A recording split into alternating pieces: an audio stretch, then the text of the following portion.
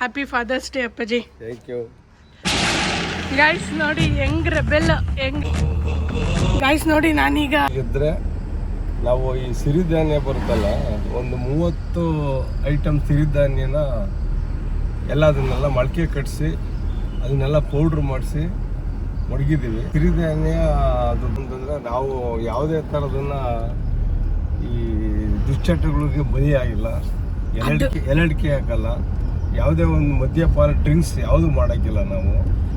ನಾವೊಬ್ಬರು ಚೆನ್ನಾಗಿರ್ತೀವಿ ಅಂತಂದರೆ ನಮ್ಮ ಹಿಂದೆ 1000 ಜನ ನಮಗೆ ಕೆಟ್ಟದ್ದು ಬಯಸೋದಕ್ಕೆ ಕೆಟ್ಟದ್ದು ಮಾಡಬೇಕು ಅಂತಲೇ ಕಾಯ್ತಾ ಇರ್ತಾರೆ. ಆವತ್ತು ನಮ್ಮನ್ನು ಕಾಪಾಡ್ತಾನೆ, ನಮಗೆ ಒಳ್ಳೇದು ಮಾಡೇ ಮಾಡ್ತಾನೆ. ನಮ್ಮಪ್ಪ ಡ್ಯಾಡಿ ಜಿಮ್ ಬೆಟಾಲಿಯನ್ಸ್ ಇವರೆಲ್ಲ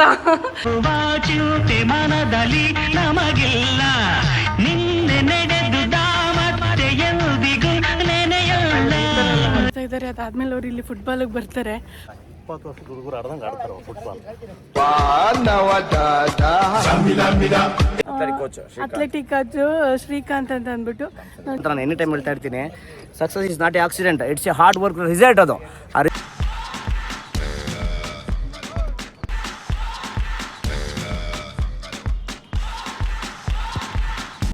ಫಾದರ್ಸ್ ಡೇಗೆ ಗಿಫ್ಟ್ ಇದು ಇದರಲ್ಲಿ ಇರೋ ಲೈನ್ಸ್ ಏನಿದೆ ಇದು ನಾನೇ ಬರ್ತಿರೋದು ಇರುತ್ತೆ. ಫುಲ್ ಹೆಲ್ದಿ ಫುಡ್ಡೇ ಇರುತ್ತೆ. ಹೌದು. ನೀನು ಎಲ್ಲರೂ ಬನ್ನಿ ಟಿಫನ್ಗೆ. ಹಣ ಆಸ್ತಿಗಿನ ಆರೋಗ್ಯ ಮುಖ್ಯ. ಈಗಿನ ತನಕ ಇಡೀ ಪ್ರಪಂಚದಲ್ಲಿ ಎಷ್ಟೇ ಹಣ ಸಂಪಾದನೆ ಮಾಡಿರೋಂಥ ವ್ಯಕ್ತಿ ಅವ್ರಿಗೂ ಸಾವು ಖಚಿತ. ಜೀವನದಲ್ಲಿ ನಮ್ಮ ಆರ್ಥಿಕ ಪರಿಸ್ಥಿತಿ ನಮಗೆ ಈ ಬುದ್ಧಿ ಕಲಿಸುತ್ತೆ. ನಮಗೆ ಆರ್ಥಿಕವಾಗಿ ತುಂಬ ತೊಂದರೆ ಇತ್ತು. ನಮ್ಮ ಅದೇ ವ್ಯಕ್ತಿಯಾಗಿ ಸಾಮಾನ್ಯ ಪ್ರಜೆಯಾಗಿ ಪ್ರತಿಯೊಬ್ಬರ ಜೊತೆಲೂ ಇವತ್ತು ಇರ್ತೀನಿ ಅಂದರೆ ಅದಕ್ಕೆ ಕಾರಣ ನನ್ನ ಆರ್ಥಿಕ ಪರಿಸ್ಥಿತಿ, ನನ್ನ ಬಡಸ್ತನ. ಯಾರು ನಿಮ್ಮ ಹತ್ರ ಬರ್ತಾರೆ ಅವ್ರು ಮಾತ್ರ ನಿಮ್ಮ ಫ್ರೆಂಡ್ಸ್ ಆಗಿರ್ತಾರೆ. ನನ್ನ ಜೀವನ ನನಗೆ ಹಿಂದಿನ ಜೀವನ ನನಗೆ ತುಂಬ ಪಾಠ ಕಲಿಸ್ತು. ಹಾಗಾಗಿ ನಾನು ಇದನ್ನೆಲ್ಲ ದೂರ ಇಟ್ಕೊಂಡಿದ್ದೀನಿ. ಮತ್ತು ಈಗ ಸಮಾಜ ಗೈಸ್ ಆ್ಯಕ್ಚುಲಿ ಇದಕ್ಕೆ ಇನ್ನೂ ನನ್ನ ತಮ್ಮಂದಿರು ಎಲ್ಲರೂ ಬರಬೇಕಾಗಿತ್ತು. ನನ್ನ ತಮ್ಮಂದಿರು ಬಾಲಾಜಿ, ಮಂಜುನಾಥ್, ವಾಸು, ರಾಹುಲ್, ನಾವಿಷ್ಟು ಜನ ಏನಿದ್ದೀವಿ. Hi guys, welcome back to today's new vlog. ಇವತ್ತು ಏನಂತಂದ್ರೆ ಫಾದರ್ಸ್ ಡೇ ಇರೋದ್ರಿಂದ ನಾನು ನಮ್ಮ ಅಪ್ಪನ ಜೊತೆ ಇವತ್ತು ವಾಕಿಂಗ್ ಹೋಗೋಣ ಅಂತ ಅಂದ್ಬಿಟ್ಟು, ಮತ್ತು ಇವತ್ತು ಹೋಲ್ ಡೇ ಇವತ್ತು ನಮ್ಮ ಅಪ್ಪನ ಜೊತೆ ಸ್ಪೆಂಡ್ ಮಾಡೋಣ ಅಂತ ಅಂದ್ಬಿಟ್ಟು ಬಂದಿದ್ದೀನಿ. ಅವ್ರನ್ನ ಮಾತಾಡ್ಸೋಣ. ಗೈಸ್ ನೋಡಿ ನಮ್ಮ ಅಪ್ಪ ಅಮ್ಮ ಇಬ್ಬರು ಆಗಲೇ ಎತ್ತಿದ್ದಾರೆ. ಹ್ಯಾಪಿ ಫಾದರ್ಸ್ ಡೇ ಅಪ್ಪಾಜಿ. ಗೈಸ್ ನೋಡಿ ಹೆಂಗ್ ರೆಬೆಲ್ ಹೆಂಗ್ ರೆಡಿ ಆಗಿದ್ದಾರೆ ಅಂತ.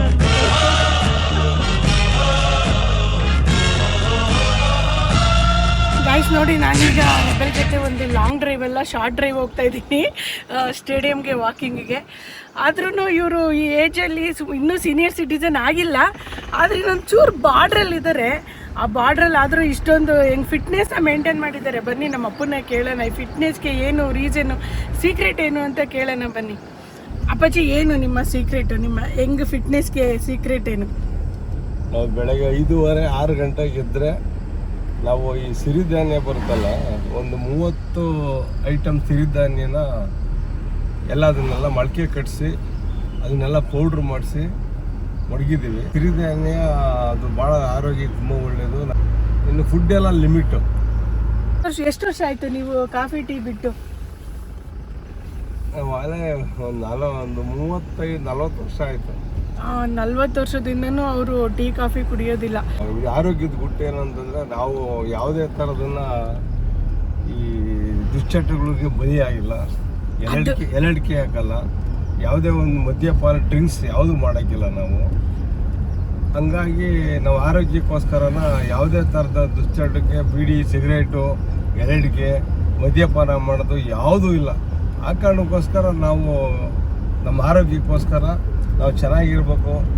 ಏನು ಈ ಭಗವಂತ ನಮಗೆ ಈ ಮನುಷ್ಯ ಜನ್ಮ ಕೊಟ್ಟವನ್ನೇ ಅದನ್ನು ಉಳಿಸ್ಕೊಬೇಕು. ಅದು ಪ್ರಾಮಾಣಿಕವಾಗಿ ಯಾರಿಗೂ ಅನ್ಯಾಯ ಮಾಡ್ದಲೆ, ಮೋಸ ಮಾಡ್ದಲೆ, ಅದರಿಂದನೂ ಸಹ ನಮ್ಮ ಆರೋಗ್ಯ ಉಳಿಯುತ್ತೆ ಅಂತ ನಾನು ಅಂದ್ಕೊಂಡಿದ್ದೀನಿ. ಆ ಕಾರಣಕ್ಕೋಸ್ಕರ ಭಗವಂತ ನಮಗೆ ಚೆನ್ನಾಗಿಟ್ಟವನ್ನ ಕಾರಣನೇ ನಮ್ಮ ನಿಯತ್ತು. ನಾವು ಯಾರಿಗೂ ಮೋಸ ಮಾಡಲ್ಲ, ವಂಚನೆ ಮಾಡಲ್ಲ. ಯಾರಿಗೂ ದ್ರೋಹ ಮಾಡೋಕ್ಕೆ ಇಷ್ಟಪಡಲ್ಲ, ಎಲ್ಲದನ್ನೂ ಒಳ್ಳೇದನ್ನೇ ಇಷ್ಟಪಡ್ತೀನಿ. ಒಳ್ಳೇದಾಗಬೇಕು ಅಂತಲೇ ಕೇಳ್ಕೊಂಡು ಒಳ್ಳೇದನ್ನ ಮಾಡ್ತಾ ಇದ್ದೀನಿ. ಆ ದೇವ್ರು ನನಗೆ ಒಳ್ಳೇದು ಮಾಡಿ ಆರೋಗ್ಯ ಕೊಟ್ಟವನೆ, ಅದೇ ನನ್ನ ಸಿಗ್ಲಿ. ಗೈಸ್ ಇದಂತೂ ನಿಜ. ಯಾಕೆ ಅಂತಂದರೆ ನಾವು ಒಬ್ಬರು ಚೆನ್ನಾಗಿರ್ತೀವಿ ಅಂತಂದರೆ ನಮ್ಮ ಹಿಂದೆ 1000 ಜನ ನಮಗೆ ಕೆಟ್ಟದ್ದು ಬಯಸೋದಕ್ಕೆ, ಕೆಟ್ಟದ್ದು ಮಾಡಬೇಕು ಅಂತಲೇ ಕಾಯ್ತಾ ಇರ್ತಾರೆ. ಆದ್ರೂ ಆ ದೇವರೊಬ್ಬ ಇದ್ದಾನಲ್ವ ಮೇಲೆ, ಅವನು ಎಷ್ಟೇ ಕೆಟ್ಟದ್ದು ಮಾಡಿದ್ರು ನಾವು ಒಳ್ಳೆಯವರಾಗಿದ್ದರೆ ನಮ್ಮ ನಿಯತ್ತಿಗೆ ಆ ದೇವ್ರು ಯಾವತ್ತೂ ನಮ್ಮನ್ನು ಕಾಪಾಡ್ತಾನೆ, ನಮಗೆ ಒಳ್ಳೇದು ಮಾಡೇ ಮಾಡ್ತಾನೆ. ಇದಕ್ಕಂತೂ ನಮ್ಮ ಅಪ್ಪನೇ ಸಾಕ್ಷಿ. ಗೈಸ್ ನೋಡಿ, ನಾವು ಬಂದ್ವಿ ನಮ್ಮೂರಿಂದು ಹೊಸದಾಗಿ ರಿನೋವೇಟ್ ಆಗಿರುವಂಥ ಸ್ಟೇಡಿಯಮ್ಮು, ಮಹಾತ್ಮ ಗಾಂಧಿ ಕ್ರೀಡಾಂಗಣ. ನಾವು ಹೋಗ್ತಾ ಇದ್ದೀವಿ ಒಳಗಡೆ ಜಿಮ್ ಮಾಡೋದಕ್ಕೆ. ನಮ್ಮಪ್ಪ ಹೆಂಗೆ ಜಿಮ್ ಮಾಡ್ತಾರೆ ಅಂತ ನಾನು ಇವತ್ತು ನೋಡಬೇಕು. ಇಷ್ಟು ವರ್ಷದಲ್ಲಿ ಯಾವತ್ತೂ ನಾನು ನೋಡಿಲ್ಲ, ಇದೇ ಫಸ್ಟ್ ಟೈಮು. ಬನ್ನಿ ನೋಡೋಣ. ನಮಸ್ತೆ. ನಮ್ಮಪ್ಪ ಡೈಲಿ ಬರ್ತಾರ ಜಿಮ್ಗೆ? ಒಂದಿನನೂ ಮಿಸ್ ಮಾಡಲ್ಲ. ನೋಡಿ 30, ಇವರು 60, ಬಟ್ ನೋಡಿದ್ರೆ ಇವರು 35 ಕಣಕ್ಕೆ ಕಾಣಿಸ್ತಾರೆ. ನಮ್ಮಪ್ಪ ಡೈಲಿ ಇಲ್ಲಿ ಜಿಮ್ಮಿಗೆ ಬರ್ತಾರೆ. ರಾಧಾ ಅಂತನಾ? ಡ್ಯಾಡಿ ಜಿಮ್ ಬೆಟಾಲಿಯನ್ಸ್ ಇವರೆಲ್ಲ. ನಮಗೆಲ್ಲ ಅಡ್ವೈಸ್ ಮಾಡ್ತಾ ಇರ್ತಾರೆ. ಇದ್ರೊಳಗೆ ಜಿಮ್ ಒಳಗೆ ಯಾವ ಥರ ಇರಬೇಕು ಡಿಸಿಪ್ಲಿನ್ದಾಗಿ ಇದೆಲ್ಲ ಮೇಂಟೈನ್ ಮಾಡಿಸ್ತಾರೆ. ಆಮೇಲೆ ನಮಗೆ ಮೋಟಿವೇಶನ್ ಇವರು. ಗೈಸ್ ನನಗೆ ಗೊತ್ತಿದ್ದಂಗೆ ಒಂದಿನನೂ ನಮ್ಮಪ್ಪ ಜಿಮ್ಮಿಗೆ ರಜಾ ಹಾಕಿಲ್ಲ, ಏನೂ ರಜಾ ಹಾಕಿಲ್ಲ. ಯಾರು ಬರ್ದಿಲ್ಲ ಬಂದು ಒಬ್ಬರೇ ಮಾಡ್ತಿದ್ದೆ. ಯಂಗ್ ಸ್ಟಾರ್ 16 ಇಯರ್ಸ್ ಹುಡುಗರು ಹೊಡೆಯಲ್ಲ, ಅದೇ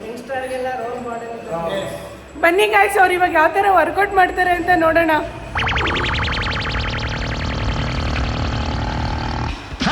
ನಾಳೆ ಎಂಬುವ ಚಿಂತೆ ಮನದಲ್ಲಿ ನಮಗಿಲ್ಲ, ನಿನ್ನೆ ನಡೆದುದ ಮತ್ತೆ ಎಂದಿಗೂ ನೆನೆಯಲ್ಲ. ಏನು ಬೇಕು ಅದರ ಚಿಂತೆ ಸಾಕು ಅಷ್ಟೇ, ಇಂದು ಏನು ಬೇಕು ಅದರ ಚಿಂತೆ ಸಾಕು. ಎಂತ ಒಳ್ಳೆ ಸಾಂಗು, ಬೆಳಗ್ಗೆನೆ ಹಳೆ ಸಾಂಗು.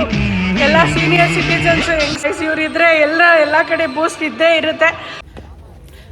ಗಾಯ್ಸ್ ಅಲ್ಲಿ ನಮ್ಮಪ್ಪ ಜಿಮ್ ಮಾಡ್ತಾ ಇದ್ದಾರೆ. ಅದಾದಮೇಲೆ ಅವ್ರು ಇಲ್ಲಿ ಫುಟ್ಬಾಲಿಗೆ ಬರ್ತಾರೆ. ಟೀಮ್ ಪ್ಲೇಯರ್ ಇವರು ವಿಜಯ್ ಸರ್ ಅಂತ ಅಂದ್ಬಿಟ್ಟು. Hi uncle. ನಿಮಗೆ ನಮ್ಮಪ್ಪ ಎಷ್ಟು ವರ್ಷದಿಂದ ಪರಿಚಯ? ಸುಮಾರು 5-6 ವರ್ಷದಿಂದ ಪರಿಚಯ ನನಗೆ. 5-6 ವರ್ಷದಿಂದ ಪರಿಚಯ. ಹೇಳಿ ಅವ್ರು ಹೆಂಗೆ, ಅವ್ರ ಫಿಟ್ನೆಸ್ ಹೆಂಗಿರುತ್ತೆ, ಅವ್ರು ಫುಟ್ಬಾಲ್ ಬಂದಾಗ ಅವ್ರು ಯಾವ ಥರ ಆಟ ಆಡ್ತಾರೆ, ಎನರ್ಜಿ ಆಗಿರ್ತಾರೆ? ಫಿಟ್ನೆಸ್ ಮೇಂಟೈನ್ ಮಾಡ್ತಾ ಇದ್ದಾರೆ. ಯಾವ ಮಳೆಗಾಲ ಚಳಿಗಾಲ ಆಗಲಿ 5:30 ಸ್ಟೇಡಿಯಮಲ್ಲಿರ್ತಾರೆ.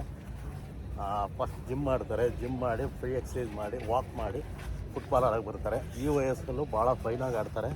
ಇನ್ನು 20 ವರ್ಷದ ಹುಡುಗರು ಆಡ್ದಂಗೆ ಆಡ್ತಾರೆ football.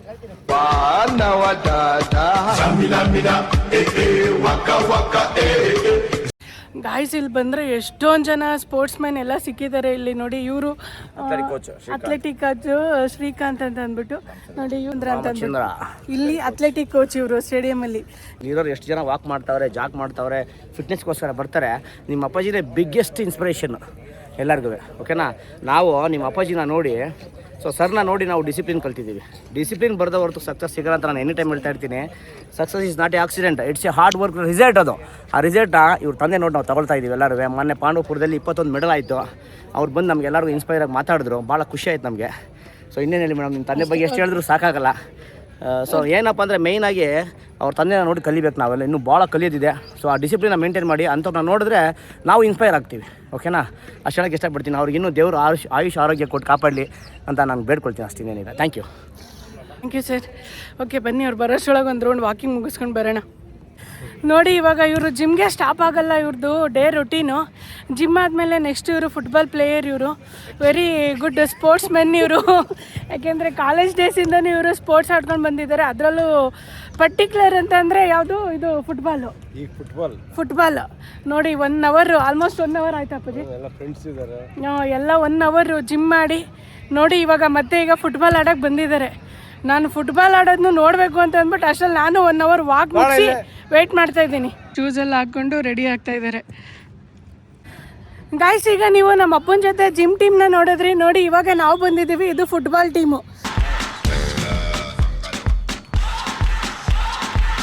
You're a good soldier, choosing your battle. Pick yourself up and dust yourself off and back in the saddle. You're on the front line, everyone's watching. You know it's serious, we're getting closer, this isn't over.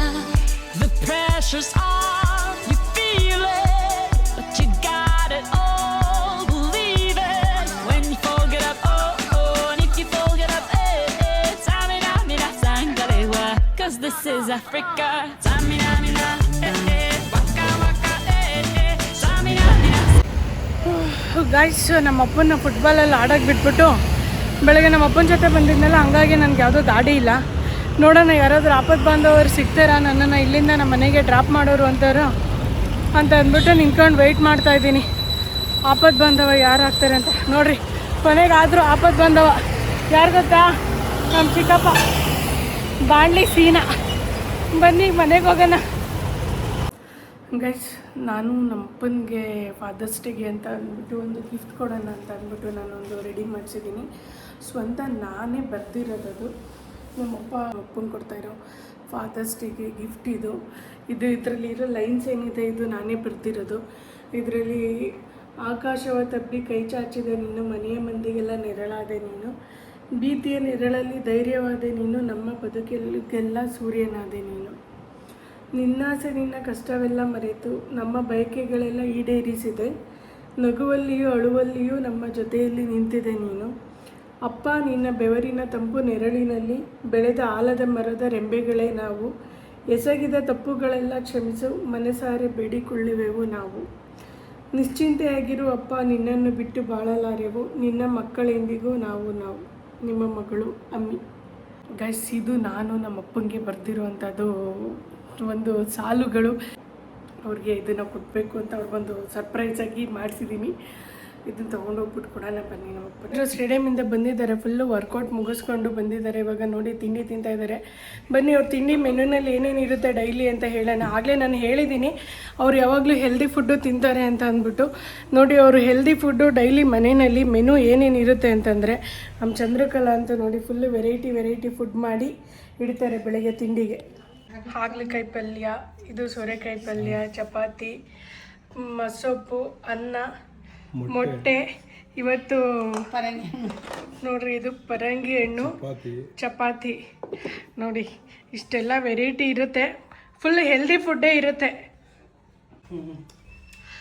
Guys ನೋಡಿ, ಇವನು ಬಂದ, ಇವನು ದೊಡ್ಡಣ್ಣ, ಇವನು ಏನೋ ಹೇಳ್ತಾನೆ ಮಾಡಕ್ ಬರಲ್ಲ ಅಂತ.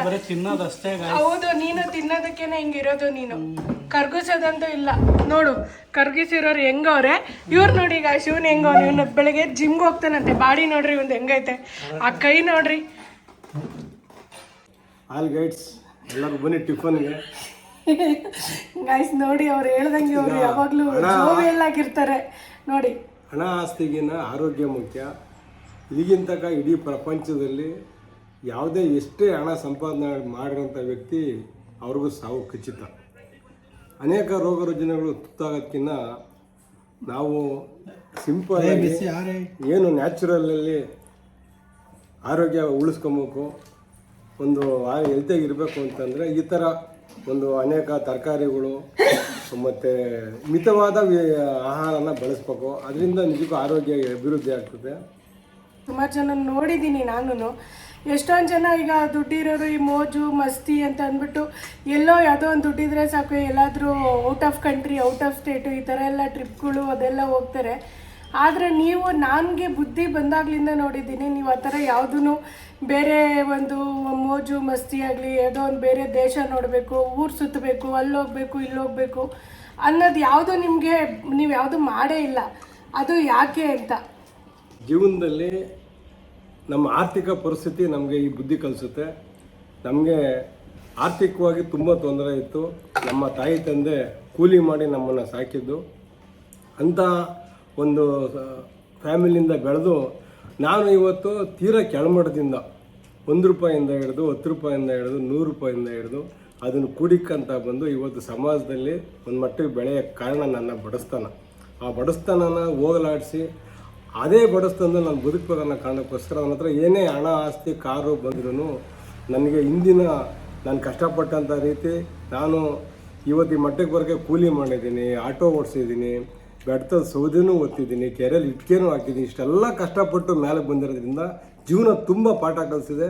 ಆ ಕಾರಣಕ್ಕೋಸ್ಕರ ನಾನು ಇವತ್ತು ಒಬ್ಬ ಸಾಮಾನ್ಯ ವ್ಯಕ್ತಿಯಾಗಿ, ಸಾಮಾನ್ಯ ಪ್ರಜೆಯಾಗಿ ಪ್ರತಿಯೊಬ್ಬರ ಜೊತೆಲೂ ಏನು ಇವತ್ತು ಇರ್ತೀನಿ ಅಂದರೆ ಅದಕ್ಕೆ ಕಾರಣ ನನ್ನ ಆರ್ಥಿಕ ಪರಿಸ್ಥಿತಿ, ನನ್ನ ಬಡಸ್ತನ. ನಮ್ಮ ತಾಯಿ ತಂದೆಯವರು ಡೆತ್ ಆಗಿದ್ದಾರೆ, ಆದರೂ ನನಗೆ ಅವ್ರು ಏನೇ ಹಣ ಆಸ್ತಿ ಕೊಡದೇ ಇದ್ರು ನನಗೆ ಒಂದು ಜನ್ಮ ಕೊಟ್ಟವ್ರೆ. ಆ ಜನ್ಮಕ್ಕೆ ಸಾರ್ಥಕತೆಗಾಗಿ ನಾನು ಸಮಾಜದಲ್ಲಿ ಸರಳವಾದ ವ್ಯಕ್ತಿಯಾಗಿ ನಿಮ್ಮ ಜೊತೆ ಇವತ್ತು ಹಂಚ್ಕೊತಾ ಇದ್ದೀನಿ. ಗೈಸ್ ನೋಡಿ, ಇದಿಷ್ಟು ಅವರು ಎಷ್ಟು ಸಿಂಪಲ್ಲು. ಸುಮಾರು ಸಲ ಮಾತಾಡ್ತಾರೆ, ಏನೋ ಬಿಡು, ಏನೋ ಕೋಟ್ಯಾಧಿಪತಿ ಹಂಗೆ ಹಿಂಗೆ ಅಂತ. ಬಟ್ ಅದರಿಂದ ಇರೋ ಕಷ್ಟಗಳು ಏನು ಅಂತ ಯಾರಿಗೆ ಗೊತ್ತಿರುತ್ತೆ, ಅವ್ರಿಗೆ ಮಾತ್ರ ಅದನ್ನು ಉಳಿಸ್ಕೊಳ್ಬೇಕು. ಮುಂದೆ ನಮ್ಗೆ ಯಾವತ್ತೂ ಹಿಂದಿಂದ ಪರಿಸ್ಥಿತಿ ಬರಬಾರ್ದು, ಮುಂದಕ್ಕೆ ಇನ್ನೂ ಅದನ್ನು ಜಾಸ್ತಿ ನಡೆಸ್ಕೊಂಡು ಹೋಗ್ಬೇಕು ಅಂತ ಇರ್ತಾರಲ್ಲ, ಅದಕ್ಕೆ ಇವರೇ ಎಕ್ಸಾಂಪಲ್ಲು.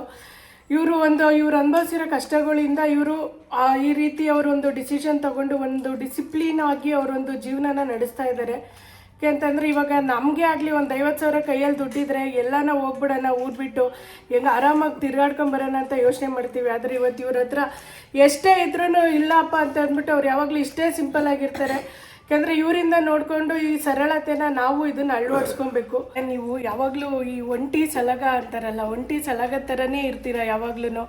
ಈ ಫ್ರೆಂಡ್ಸ್ ಜೊತೆ ಹೋಗೋದಾಗಲಿ ಅಥವಾ ಈ ಫ್ರೆಂಡ್ಸ್ನ ಮೀಟ್ ಮಾಡೋದಾಗಲಿ, ಇವಾಗ ನಾವೇ ಆಗಲಿ ದಿನ ಬೆಳಗ್ಗೆ ಇದ್ದರೆ ಯಾರಾದರೂ ಫ್ರೆಂಡ್ಸ್ ಸಿಗ್ತಾರೆ ಅಂತಂದರೆ ಆಯಿತು ಹೋಗ್ತೀವಿ ಬರ್ತೀವಿ, ಅವ್ರಗಳ ಜೊತೆ ಜಾಸ್ತಿ ಸ್ವಲ್ಪ ಮಿಂಗಲ್ ಆಗ್ತೀವಿ, ಯಾವಾಗಲೂ ಮೀಟ್ ಮಾಡೋದು ಈ ಥರ ಎಲ್ಲ ಮಾಡ್ತೀವಿ. ಆದರೆ ನಾನು ತಿಳಿದ ಮಟ್ಟಿಗೆ ನೋಡ್ದಂಗೆ ನೀವು ಈ ಥರ ಫ್ರೆಂಡ್ಸ್ ಜೊತೆ ಹೋಗೋದು ಬರೋದು ಆ ಥರ ಎಲ್ಲ ಏನಿಲ್ಲ. ಯಾವಾಗಲೂ ಒಂಟಿ ಸಲಗ ಆಗಿರ್ತೀರ, ಯಾರು ನಿಮ್ಮ ಹತ್ರ ಬರ್ತಾರೆ ಅವ್ರು ಮಾತ್ರ ನಿಮ್ಮ ಫ್ರೆಂಡ್ಸ್ ಆಗಿರ್ತಾರೆ. ಸೊ ಇದಕ್ಕೆ ಏನು ಹೇಳ್ತೀರಾ ನೀವು? ಈಗ ಜೀವನದಲ್ಲಿ ನಾನು ಕಷ್ಟಪಟ್ಟು ಮೇಲೆ ಬಂದಿರೋದ್ರಿಂದ ನಾನು ಜೀವನದಲ್ಲಿ ಒಂದು ಟೀ ಕುಡಿಯೋದೇ ಆಗಲಿ ಅಥವಾ ಮದ್ಯಪಾನ ಸೇವನೆ ಆಗಿರಲಿ, ಒಂದು ಟೀ ಕುಡಿಯೋದು, ಬೀಡಿ ಸೇದೋದು, ಸಿಗರೇಟ್ ಸೇದೋದು ಯಾವುದೇ ಅಭ್ಯಾಸ ನನ್ನಲ್ಲಿಲ್ಲ. ಈಗಿರೋ ಕಾರಣ ಏನು ಅಂದರೆ ನನ್ನ ಜೀವನ ನನಗೆ ಹಿಂದಿನ ಜೀವನ ನನಗೆ ತುಂಬ ಪಾಠ ಕಲಿಸ್ತು. ಹಂಗಾಗಿ ನಾನು ಇದನ್ನೆಲ್ಲ ದೂರ ಇಟ್ಕೊಂಡಿದ್ದೀನಿ. ಗೆದ್ದೀನಿ ಅಂದರೆ ನನ್ನ ನಿಯತ್ತು ಅಷ್ಟೇ. ನಾನು ಯಾವುದೇ ಮೋಸ ಮಾಡಿಲ್ಲ, ಯಾವುದೇ ಕೊಲೆ ಮಾಡಿಲ್ಲ, ಯಾರಿಗೂ ನಾನು ಚಾಕ ಹಾಕಿಲ್ಲ. ಆದರೂ ಜನ ನನ್ನನ್ನು ಈ ಥರ ಬಿಂಬಿಸ್ತವ್ರೆ. ದಯವಿಟ್ಟು ನಾನು ಈ ಒಂದು ಚಾನಲ್ನಲ್ಲಿ ನಿಮ್ಗೆ ಹೇಳೋದಿಷ್ಟೇ, ನಾನು ಒಬ್ಬ ಸಾಮಾನ್ಯ ವ್ಯಕ್ತಿಯಾಗಿ, ಸರಳ ವ್ಯಕ್ತಿಯಾಗಿ, ನಿಯತ್ತಾಗಿ ಸಮಾಜದಲ್ಲಿ ಬದುಕ್ತಾ ಇದ್ದೀನಿ.